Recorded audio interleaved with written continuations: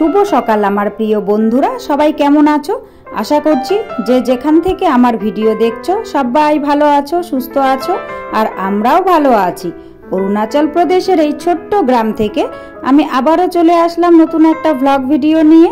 সম্পূর্ণ ভিডিওটা জুড়ে আমার সাথে থাকার অনুরোধ রইল। যারা নতুন এসেছো, ভিডিওটা যদি ভালো লাগে প্লিজ একটা লাইক করে চ্যানেলটি সাবস্ক্রাইব করে আমার পাশে থেকো। আর যারা আগের থেকেই সাবস্ক্রাইব করে রেখেছো, আমাকে সাপোর্ট করেছো, তাদের জন্য রইল অসংখ্য অসংখ্য ধন্যবাদ। এখন বেলা বাজে সকাল 5:30, আর এখন থেকেই আমি তোমাদের সবাইকে সাথে নিয়ে আজকের ব্লগটি শুরু করে দিয়েছি। আই হোপ কি আজকের ব্লগটি তোমাদের ভালো লাগবে।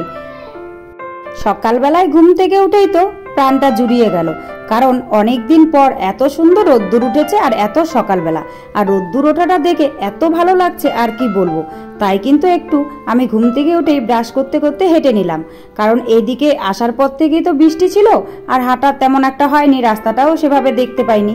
তাই আজকে দেখো কি সুন্দর রোদ্দুর উঠেছে, আর রোদ্দুর উঠেছে বলে মানে খুব ভাল লাগছে, মনটা খুব আনন্দ লাগছে। আর কালকে এই কাপড়গুলোকে কেচে দিয়েছিলাম, তো একটু একটু ভেজা ভেজা ভাব আছে, ড্যাম ড্যাম, তাই কাপড়গুলোকে রোদে মেলে দিচ্ছি। তারপর আমি ঘরটাকে ঝাড়ু দিয়ে নিচ্ছি। আগে ওই ঘরটাকে ঝাড়ু দিয়ে নিলাম, এখন এই ঘরটাকে ঝাড়ু দিয়ে নিচ্ছি। আর দেখো বন্ধুরা, ভিডিওটা কাঁপছে। আসলে কি বলতো, আমার মেয়ে না ভিডিওটা করে দিয়েছে।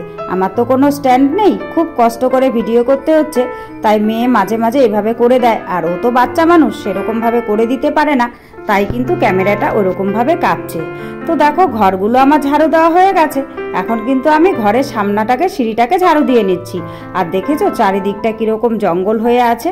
আসলে বর্ষার দিন তো জঙ্গলগুলো পরিষ্কার করতে পারছি না।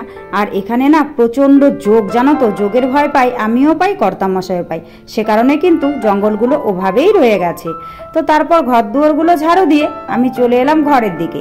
তো মেয়ে আমি সবাই উঠে গেছি, কিন্তু কর্তামশাই এখনো ওঠেননি। তাই এই ঘরের বিছানাটাকে চাদরটাকে ঝেড়ে আবার পেতে দিচ্ছি, কারণ এটাতে তো মেয়ে খেলাধুলো করে। আর এই বিছানাটা না বেশি পাড়াপাড়ি হয়, কারণ মানে সামনের ঘরে বিছানাটা, কারণ সকলে এসে এখানে বসে, আর মেয়েও এই ঘরেই বেশি খেলাধুলা করে।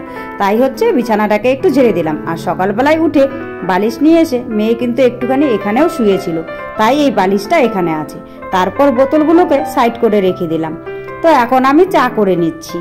কি বলতো, অনেকটাই তো বেলা হয়ে গেল। বেলা অনেকটা হয়নি, যেহেতু সকালবেলায় ঘুম থেকে উঠেছি, তো সকালবেলায় সকল কাজকর্মের পরে না একটু চা না খেলে যেন মনে তৃপ্তি আসে না, ভালো লাগে না, আর কাজেও এনার্জি পাওয়া যায় না।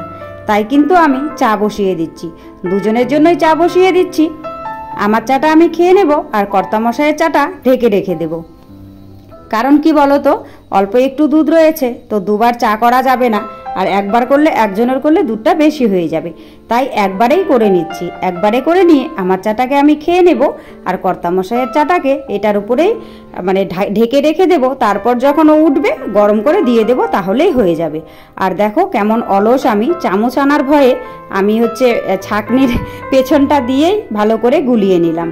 তো চলো, ছোট গ্লাসে আমি আমার চাটা ঢেলে নিয়ে নিয়েছি, আর কর্তামশাইয়ের চাটা ওভেনের উপরেই আমি এই চায়ের ক্যানটা দিয়ে ডেকে রেখে দিলাম। ওটা থাকুক, উঠলে পরে গরম করে দেওয়া হবে। আর চাটা প্লেটে নিয়ে নিলাম, আর সঙ্গে নিয়ে নিলাম 2টো বিস্কিট। এই 2টো বিস্কিট দিয়ে এখন আমি চাটা খাবো। তারপরে কি খাবার তৈরি হয় হবে। আর মেয়েকে দিয়ে দিয়েছি কমপ্লান আর বিস্কুট। মেয়ে কমপ্লান আর বিস্কুট খেয়ে নিয়েছে। খেয়ে নিয়ে ও বাইরে খেলছে, খেলছে বলতে একটু হাঁটাহাঁটি করছে আর কি। আর সকলে যেহেতু উঠে গেছে, আজকে খুব সুন্দর রোদ্দুর উঠেছে, সে কারণেই। আর আমি বসে বসে চাটা খেয়ে নিয়ে আমি কিন্তু সবজিগুলোকে কেটে নিচ্ছি।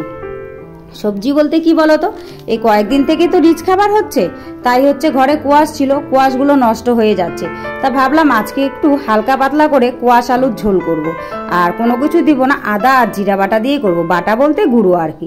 আর আদাটাকে তো কেটেই নিতে হবে। আর দেখো আমি কিন্তু মানে চাকু দিয়ে কাটতে প্রায় শিখেই গেছি। আসলে মানুষ বলে না, মানুষ হলো অভ্যেসের দাস, যেটা অভ্যেস করে সেটাই হয়। আগে বটি দিয়ে কাটতাম, আমি কাটারিটা ধরতে পর্যন্ত পারতাম না, কিন্তু এখানে এসে ঠেকায় পড়ে আমি কাটারি দিয়ে কাটা প্রায় শিখেই গেছি। এখন মোটামুটি কাটতে পারি, খুব একটা পারি না, মোটামুটি কাটতে পারি, চলে, কাজ চালানোর মতো করে কাটতে পারি আর কি। তবুও মাঝে মাঝে একটু অসুবিধে হয়, কারণ অনেক দিনের অভ্যেস তো বটি দিয়ে কাটা, কোনোদিন তো বাড়িতে চাকু ধরিনি। এখানে এসে প্রথম চাকু ধরলাম। প্রথম দিন তো চাকু কিভাবে ধরে সেটাও পারছিলাম না, কর্তামশাই দেখিয়ে দিল, এভাবে করে ধরো তাহলে তোমার কাটতে সুবিধা হবে। তো কর্তামশাইয়ের কথা মতো আমি কিন্তু ধরে, যাই হোক এখন আস্তে আস্তে অনেকটাই কাটা শিখে গেছি। আর দেখো দুটো কোয়াশ নিয়ে নিয়েছি, 4টে আলু নিয়ে নিয়েছি। 4টে আলু কিন্তু তরকারিতে দেবো না, তরকারিতে দেবো 2টো আলু, আর 2টো আলু মেয়ের জন্য সিদ্ধ দেবো, কারণ মেয়ে আলু সিদ্ধ দিয়ে সকালটা ভাত খাবে। কারণ ওর পেটটা খুব একটা ভালো না, কালকে রাতে 2বার বমি করেছে আর সকালবেলা 2বার পায়খানা করেছে, তাই ওকে কিন্তু আর কিছু দেব না, ওকে শুধু আলু সিদ্ধ দিয়েই সকালবেলাটা খাওয়াবো। আর দুপুরবেলা পাতলা করে যে কোয়াশ আলু ঝোল করব সেটা দিয়ে খাওয়াবো। এদিকে সবজি কাটতে কাটতেই জানো তো হুড়মুড় করে বৃষ্টি নেমে গেছে। আসলে কি বলতো, এইদিকের আকাশ এরকমই, এই রোদ্দুর এই বৃষ্টি, কিচ্ছু করার নেই জানো তো। তো তারপর বালতিগুলো এখানে বসানো ছিল, আর বালতিগুলো বলতে একটা বালতি আর টিন 2টো বসানো ছিল। তো ওগুলোতে মোটামুটি জল জমেছে। তো এবার জলগুলোকে টানছি কাজ করার জন্য, কারণ জলের তো সমস্যা তোমরা সকলেই জানো, আর বৃষ্টি পড়লে আমাদের জল ধরতেই হয়। তাই হচ্ছে জলগুলো ভরেছে 2 টিন, আর এই বালতিটা ভরেছিল, এই বালতিতে করে আর টিনে করে নিয়ে ঘরের সিনটেক্সটাকে সিনটেক্সটা ঢেলে দিলাম, ভরেনি ঢেলে দিলাম। আর এখন নিয়ে যাচ্ছি, এটা বাসন ধোয়ার কাজে ব্যবহার করা হবে। আর খাওয়ার জল তো কালকে বিকেলে রেখেছিলাম, কিছুটা আছে, সে কারণে খাওয়ার জল আর ধরলাম না। তো যাই হোক জলগুলো টেনে নিয়েছি, এবার জল টানতে টানতে আর বৃষ্টি পড়েছে কাদায় টাদায়, বারান্দাটা একদম যা ইচ্ছে তাই অবস্থা হয়ে গেছে জানো তো। তো ভাবলাম ঘরটা তো মুছবই, তার সঙ্গে সঙ্গে বারান্দাটাও একটু জল দিয়ে ভালো করে ধুয়ে দিই, তাহলে বালি টালিগুলো সব চলে যাবে। আর সব সময় তো ধুতে পারি না, তার কারণ হচ্ছে জল নেই, জল থাকে না। তো জল থাকে না, এখন যেহেতু বৃষ্টির জলটা আছে তাই কিন্তু আমি এই সুযোগে এই কাজটা করে নিচ্ছি। আর বারান্দাটা দেখতে পাচ্ছ কেমন বালি বালি হয়ে গেছে, প্রথমে জলটাকে ঢেলে দেব, তারপর আমি শুকনো ন্যাকড়া দিয়ে ভালো করে মুছে নেব। তো যাই হোক বন্ধুরা, আমি বারান্দা সিঁড়ি টিড়ি সব ধুয়ে দিয়েছি। এবার দেখলাম ঘরে খাওয়ার জল কতটা আছে, কারণ কর্তামশাইকে দিতে হবে আনার জন্য, সে কারণেই। আর এদিকে দেখো পাশের বাড়ির থেকে প্রসাদ দিয়ে গেছে, মেয়েকে প্রসাদগুলো দিয়ে দিচ্ছি, মেয়ে বসে বসে প্রসাদটা খাবে। আর আমি ততক্ষণ ঘর দুয়ারগুলোকে গুছিয়ে নিব, ঘর দুয়ারগুলোকে গুছিয়ে মানে ভালো করে রেখে দেব, কারণ আজ মোটামুটি 2 দিন থেকে আমি ঘর গোছাতে পারছি না জানো তো। আর দেখো মেয়ে কি সুন্দর বসে আপেল আর হচ্ছে নারকেল খাচ্ছে, নারকেলটা কিন্তু ও খাবে না, আপেলটাই শুধু খাবে, তবুও নিয়েছে চোখের খিদে। তো যাই হোক বন্ধুরা, তারপর কিন্তু আমি দেখো এই জায়গাগুলোকে গুছিয়ে নিচ্ছি।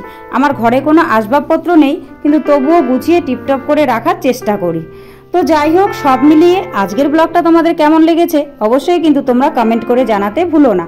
আর আজকের ব্লগে যদি কিছু ভালো লাগে তাহলে প্লিজ একটা লাইক করো, কমেন্ট করো, শেয়ার করো, আর আমার চ্যানেলটিকে সাবস্ক্রাইব করে এভাবেই আমার পাশে থেকো। সবাই ভালো থেকো, সুস্থ থেকো, তোমাদের পরিবারের সকলকে নিয়ে ভালো থেকো। তোমাদের সঙ্গে দেখা হচ্ছে পরবর্তী কোনো ভিডিওতে নতুন কোনো ব্লগের সাথে।